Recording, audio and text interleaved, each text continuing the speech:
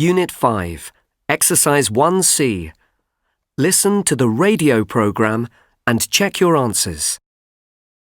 This week on Science Today, we asked our listeners to choose an invention and tell us the story behind it. Let's welcome our guest listeners and find out which of the inventions they chose were great ideas and which were happy accidents. Hello. The invention I've chosen was a happy accident. The story goes that in 1853, in an expensive restaurant in New York, a customer ordered chips, fried potatoes, but he didn't like them. However, he really liked complaining, so he told the chef that the potatoes were too thick. The chef went back to the kitchen various times and made thinner, crispier chips, but the customer went on complaining. In the end, the chef, George Crumb, got really angry. He cut some potatoes incredibly thinly and cooked them for a long, long time so that they were really hard. But Mr. Crumb got a surprise because the customer didn't complain. In fact, he loved them and wanted more. Other customers saw the plates of thin, crispy potatoes and they wanted to try them too. So, Mr. Crumb became famous as the inventor of crisps, although he didn't actually intend to invent anything. Great story! And our second story is also about a happy accident. Hi! Yes, that's right. Thomas Adams, an American, tried to invent lots of things, but none of them were any good and he didn't make any money. In 1869, a Mexican friend of his suggested that maybe he could produce rubber from the juice from sapodilla trees. Rubber was very expensive then, and Adams wanted to make a cheaper kind. However, his experiments didn't work. One day, without thinking about it, he broke off a piece of rubber, put it in his mouth and chewed it while he thought about what to do next. It helped him relax, but it didn't taste very nice, so he decided to add some flavour to give it a better taste. His accidental invention was delicious. Not long after that, in 1871, he opened the world's first chewing gum factory.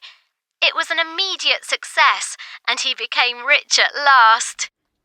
Another great story of a happy accident. Our third listener today takes us back to New York. That's right. In 1903, a woman called Mary Anderson and a friend were on their way there by car. It was raining hard, and Mary had to open the car window and put her head out to see where she was going. When Mary got home, freezing cold and wet, she started to experiment. She made a moving metal arm with a piece of rubber on it and attached it to the outside of the car window. She operated the arm from inside the car without opening the window. People really liked her invention because it helped them to drive more safely and to keep warm and dry. So, this was how Mary Anderson invented the windscreen wiper. A great example of necessity being the mother of invention. Indeed! And our next story takes us to another dark, wet road in the rain. Yes, it does. And my invention is something that you can see on nearly every road in Britain. This is how it happened. It was 1933, and a man called Percy Shaw was driving on a dark country road at night. He was worried because it was raining. His car had windscreen wipers, but everything was black and he couldn't see where to drive. Suddenly, Percy noticed something in the middle of the road that gave him a great idea. What did he see? Well, there was a cat in front of him, and in the lights of his car he could clearly see its shining yellow eyes. And so, Percy Shaw invented cat's eyes.